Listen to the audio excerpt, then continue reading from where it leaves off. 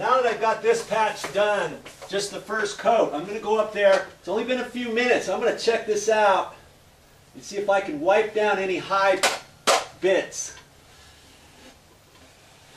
You want to try to do this before it dries all the way. But if you do it too soon, that's not going to be good either. There's a kind of a happy medium. And I'd rather catch it now than later. Once it dries all the way, then you have to just kind of lightly scrape on it. It's pretty easy to do. You know, because the last thing you want is any little high bits on here for the next coat, okay?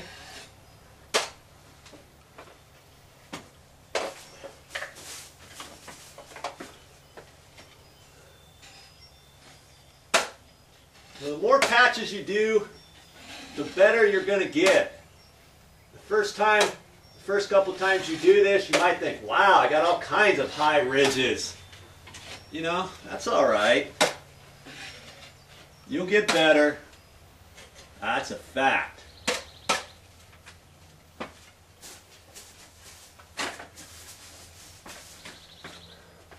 It's just a quick step. Doesn't take very long. Once you get this up, you're waiting for it to dry anyways before you put the next coat on. Because you see, I've got to let this harden up a little bit. I've got to let it dry some more.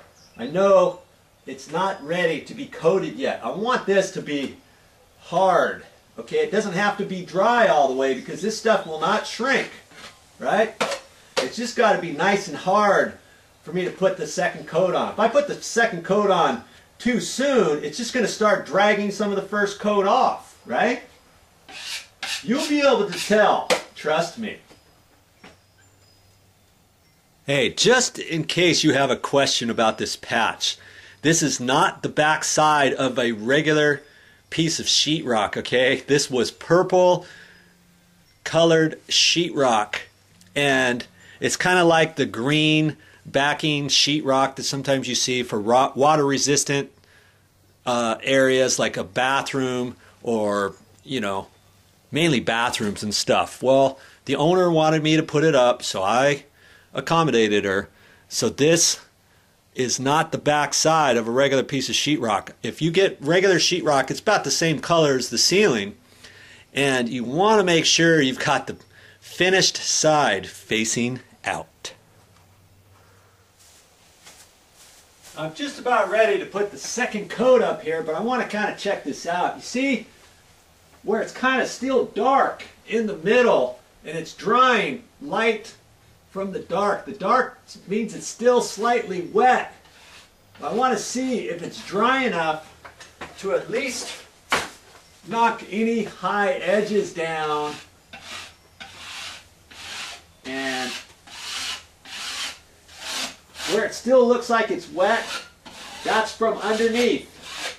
That's from underneath, and I can wipe off any top edge that looks like it's high. And around the edge, I can push harder, you know, that way. And I'm just checking it. You know, if you got a big glob, you can do that. You know, scrape it like that. You just don't want to do that too hard where you think it's still slightly wet, or else you're going to gouge into it.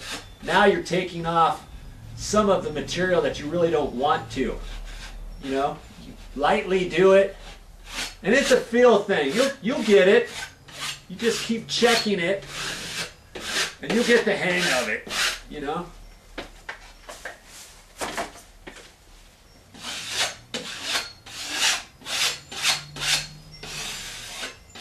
If there's any marks that are lower than where I'm wiping, I'm not concerning myself with that.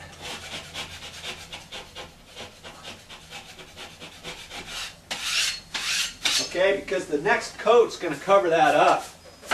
That means it's a ridge that's lower than the outside top ridge or anything. And this patch looks pretty good. I'm just kind of going over it just to show you what you can do with your patch. Spend a little extra time on it. because anything high that you leave, you've got to cover with the next coat. Okay? We're just about ready. I'm going to let it dry just a little bit longer right in here, just to make sure. You know, yeah, this is a non-shrinking compound, but I still like to let it dry a little bit more, even though you still see moisture in certain areas. I don't want to see as much moisture as I'm seeing right now. I could probably cover it right now if I wanted to, but I'm going to let it go just a little bit more, and then I'll put the next coat on it. Time to get busy on this second patch here. I've only got the one coat of quickset over the webbing tape. Now I'm going to put more quickset over that. Got my 6-inch knife here. Now I'm going to coat this now.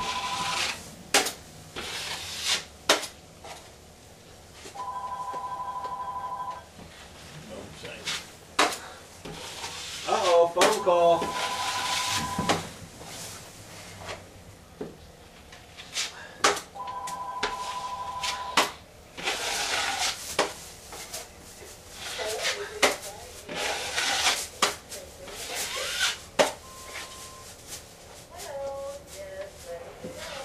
Okay, just put it on, and you'll get the hang of it. And I see a little spot there that's kind of bulged just a hair, so it tells me I got to put a little bit more mud up there.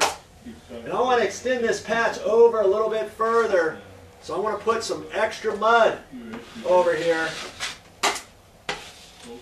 Okay, I don't want to just put it over where the tape was. I want to extend it, and I'm bridging it out further.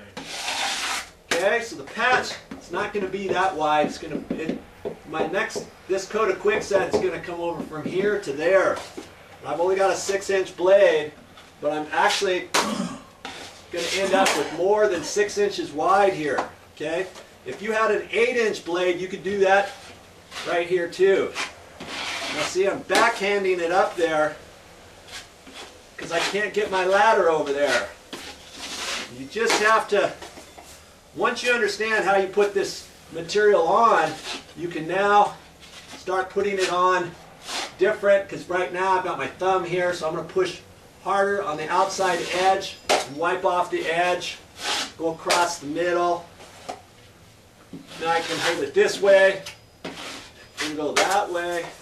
And see, even up here, I'm gonna make this wider, because I've got to, when I put the regular mud on there, the all-purpose joint compound, I don't want to fill up any deep spots. So see, that's why I'm just bridging that area and filling it up with extra mud right now. This quickset, because it's going to dry and not shrink. That way I can put up the next coat, which is going to be the all-purpose, and I can do that today still. Okay? Minimizes your trips. When you minimize your trips, that's money in your pocket if you're giving somebody a price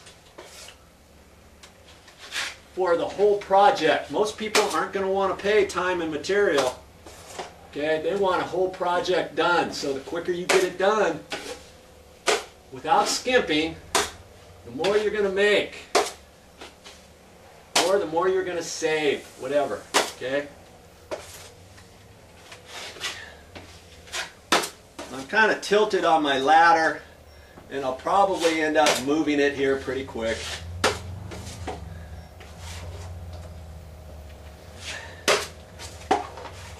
And see, I'm just going to kind of add a little bit right in there. And once I get done with this coat, I may decide I have to put a little bit more quickset up here. I just won't know until I get this up there. Okay? Neither will you. And I see right here, I kind of look back. So after you work a little bit, kind of look back on your patch and make a decision. Do I have to go out wider? And I'm deciding to go out just a little bit wider. Okay? putting that on. I'm going flat down the middle there, and more pressure on the left-hand side of the knife so I can wipe off that edge, see? Now I can go flat down the middle, like that. It's kind of fun working with the mud once you get the hang of it, and it's just a given. The more patches you do, the better you're going to get. You're not going to be perfect on the first patch, on the second patch, on the third patch, okay? But is it going to be enough to where you can live with it and learn more as you go for the next patch and the next one? Because that's the idea. That's how you're going to save money. You're going to say, wow, if I can do the patch, man, maybe I should learn how to do the painting too. Maybe you can help out a friend who doesn't know anything and you can teach him how to do it. A lot of rewards for learning something and teaching somebody else. Okay? Wiping off my edges like that as I put it on. That way it doesn't fall all in my face.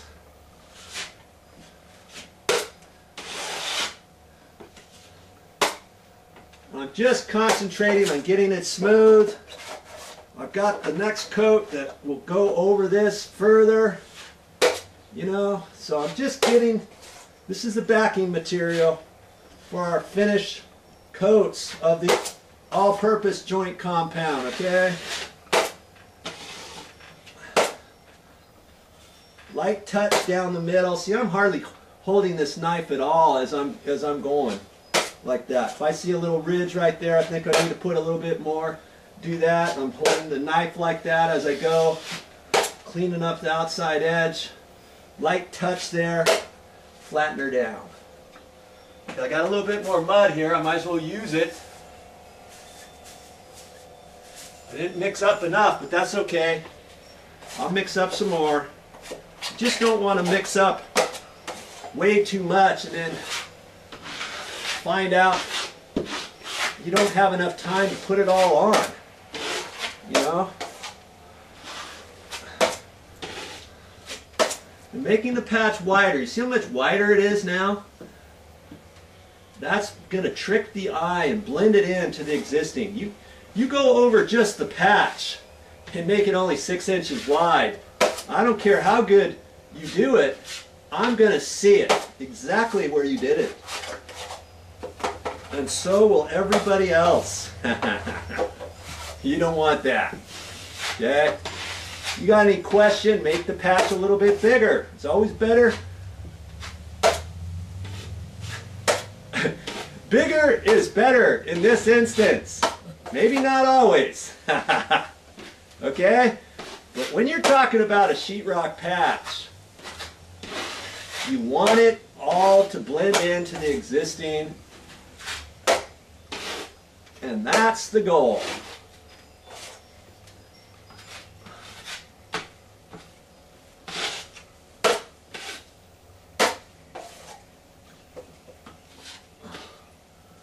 Well, I guess I better mix up some more mud.